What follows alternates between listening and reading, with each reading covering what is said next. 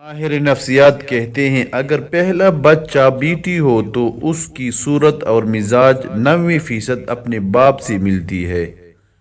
رات کو سونے سے پہلے نیم گرم پانی پینے سے صحت کبھی خراب نہیں ہوتی۔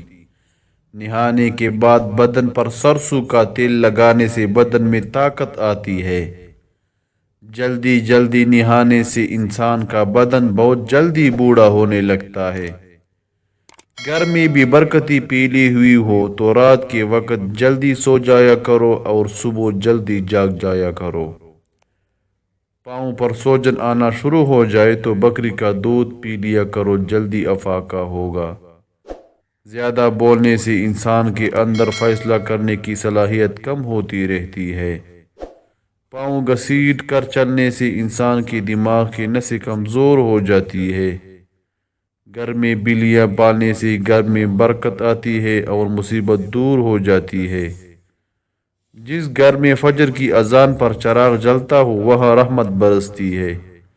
جو گھر صاف ستھرا ہو وہاں فرشتوں کی آمد آسان ہوتی ہے۔ خیرات کرنے کے بعد دل کا ہلکا ہونا قبولیت کی علامت ہے۔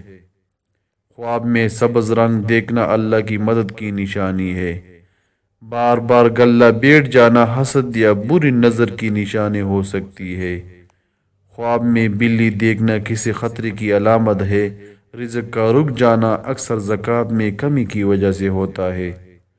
جس گھر میں قرآن پڑھا جاتا ہے وہاں کبھی غربت نہیں آتی۔ اچانک اونچی آوازوں سے دل گھبرانا گھر میں جھگڑوں کا اثر ہوتا ہے۔ خوشبو محسوس ہو مگر کوئی پاس نہ ہو یہ فرشتوں کی موجودگی کی نشانی ہوتی ہے۔ جس گھر کی خواتین باپردہ ہو وہاں اللہ پاک کی خاص رحمت ہوتی ہے۔ چیزوں کا خود بخود ٹھیک ہونا اللہ پاک کی طرف سے آسانی کی علامت ہے۔ جو عورت چوڑیاں شوق سے پہنتی ہے وہ زندہ دل ہوتی ہے اور اپنے شوہر کے دل پر ہمیشہ راج کرتی ہے۔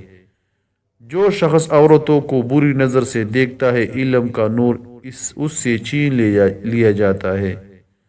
دو وجہ سے عورت پتلی ہوتی ہے، ایک محنت مشقت سے اور دوسرا کم سونے سے۔ دو وجہ سے عورت موٹی ہوتی ہے، کام میں سستی اور ہر وقت سوتے رہنا۔ جو لوگ دودھ میں گڑ ملا کر پیتے ہیں ان کے پیٹ کی چربی جلدی گل جاتی ہے۔ معدے کو صاف رکھنا ہے تو آڑو کھائے اور دل کو صحت مند رکھنا ہے تو سیب کھائے۔ تکلیف دے کر محبت کا احساس دلانا ٹانگ کاٹ کر پیسا کی دینے کی برابر ہے۔